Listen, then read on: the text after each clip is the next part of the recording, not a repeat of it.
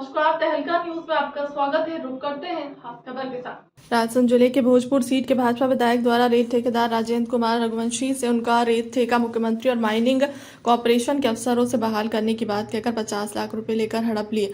जब रेत का ठेका बहाल नहीं हुआ तो रेत ठेकेदार राजेंद्र रघुवंशी ने रुपए वापस लौटाने को भोजपुर विधायक से कहा तो वह राशि वापस देने से गुमराह कर रहे हैं। परेशान रेत ठेकेदार रघुवंशी द्वारा रायसेन भोपाल में प्रेस कॉन्फ्रेंस आयोजित कर भोजपुर विधायक की पोल खोलकर रख दी है। उन्होंने मीडिया कर्मियों को बताया कि इस मामले की शिकायत मध्य प्रदेश का राज्यपाल, मुख्यमंत्री, बीजेपी के प्रदेश अध्यक्ष वी डी शर्मा, भाजपा के राष्ट्रीय अध्यक्ष जेपी नड्डा सहित देश के राष्ट्रपति प्रधानमंत्री नरेंद्र मोदी, केंद्र गृह मंत्री अमित शाह को आवेदन देकर उनकी राशि वापस दिलाने की गुहार लगाई, लेकिन फिलहाल बेन जीता निकाला। मध्य प्रदेश के अफसरशाही किस कदर हावी है, इसकी एक बानगी उस समय सामने आई जब रायसेन जिले के रेत ठेकेदार राजेंद्र कुमार रघुवंशी ने प्रेस कॉन्फ्रेंस में मामले की हकीकत और सच्चाई उजागर करते हुए माइनिंग रेत कॉरपोरेशन निगम भोपाल सहित तत्कालीन प्रमुख सचिव सहित अन्य प्रशासनिक अधिकारियों पर घूसखोरी के खुले आरोप लगा। उनका कहना है कि उनकी रिश्वतखोरी भ्रष्टाचार की वजह से उनकी करीब 88 करोड़ रुपए की राशि अटक गई है। सुल्तानपुर निवासी ब्रजेंद्र गुर्जर सहित अन्य सेठ साहूकारों से लाखों करोड़ों रुपए उधार लेकर रुपए लौटाने के नाम पर सिर्फ गुमराह और कोरा आश्वासन दे रहे हैं। अभी सभी बकायेदारों ने एकजुट होकर भोजपुर विधायक सुरेंद्र पटवा के खिलाफ हाईकोर्ट जबलपुर में याचिका दर्ज कराने का मन बना लिया है। इस संबंध में भोजपुर सीट के वर्तमान विधायक सुरेंद्र पटवा से जब बातचीत की तो उन्होंने जवाब देते हुए रेत ठेकेदार राजेंद्र रघुवंशी द्वारा भोपाल बंगले पर 50 लाख रुपए मुझे रिश्वत देने के आरोप मनगढ़ंत और झूठा है। विधानसभा चुनाव के ऐन वक्त पर कुछ लोग साजिश रचकर मेरी छवि को खराब करना चाहते हैं। सर, आप रायसेन आए हैं, किस बात को लेकर आज रायसेन आना हुआ? रायसेन तो मैं अपने काम से आया था, निजी काम से। और एक्चुअली क्या हुआ है कि मेरे साथ जो घटित हुआ है वो मैं आपको बताना चाहता हूँ। एक्चुअल मैं 19-20 में 3 साल के लिए मैंने रायसेन का ठेका लिया था 30 जून 2023 तक के लिए। परंतु मेरे को मुश्किल से 9 महीने के अंदर नौकरशाही की जो मनमानी की शिकार हुआ हूँ मैं, और उन्होंने मेरे पे गलत तरीके से ब्लेम किया कि मेरे द्वारा फरवरी 2021 की किस्त जमा की गई।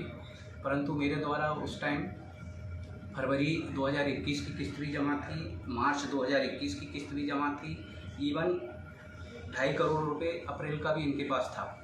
परंतु उस टाइम के जो हमारे सीजीएम जो है अतुल शर्मा और एमडी जो भी थे, उनके द्वारा गलत वो करके मेरे ऊपर इम्प्लीमेंट करके और मेरे को टर्मिनेट किया। और ये टर्मिनेशन जो है उन्होंने विदाउट हिसाब के, बगैर मेरे को हिसाब दिए इसको किया। और इसके बहाने मैंने सीएम साहब को अप्रोच किया, तो उनके एक विधायक थे, उनके थ्रू में उनके पास गया और सीएम साहब ने बहाली के लिए लेटर भी लिखा।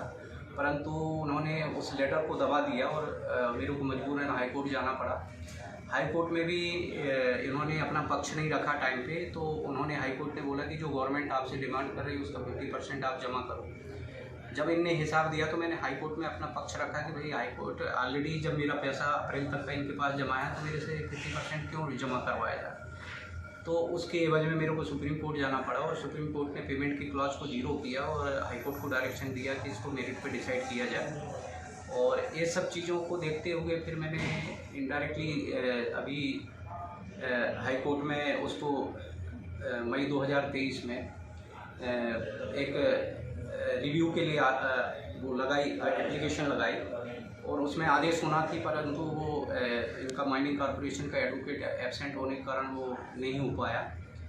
और इसी बीच में सीएम साहब को मैंने अप्रोच किया तो उन्होंने सीएम समीक्षा में लेके उसको उस पर ऑर्डर करने की कोशिश की, परंतु वो भी अफसरशाही के सामने उसको निष्पक्ष कुछ भी नहीं करा पाए। और आज दिनांक तक मेरा करीब 88 करोड़ रुपया है जो शासन के पास पड़ा है और 18 करोड़ मेरा सिक्योरिटी डिपॉजिट है जो जिस पे इनका कोई अधिकार नहीं है, वो भी इन्होंने रिफंड नहीं कर रहे हैं। और आज की स्थिति में मैं मतलब अपने दोस्त यारों से जो पैसा लिया है और मैंने बैंकों से जो लोन लेके गवर्नमेंट को पैसा दिया है लिमिट बना के, सब कुछ इनके पास जब्त पड़ा हुआ है।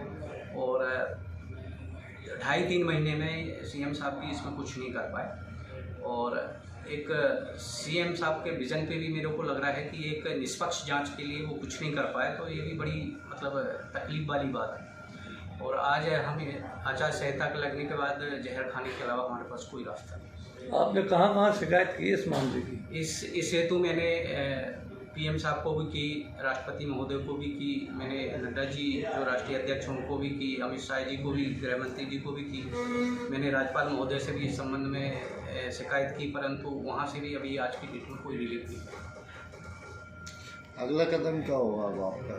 अगला कदम हमारे पास अभी फ़िलहाल तो कोई ऑप्शन नहीं है, और ये तो सीएम साहब या जो प्रशासनिक अधिकारी उनको सोच के और हमारा रिफंड करना चाहिए। मेरा यही उनसे वो रिक्वेस्ट है कि जिससे हम भी अपने कंफर्ट जोन में आ सकें, और नहीं है तो हमें सब कुछ मतलब इवन मतलब अपना घर भी सब कुछ बैंक में रखा हुआ है, तो बहुत बुरी पोजीशन है। ठीक है।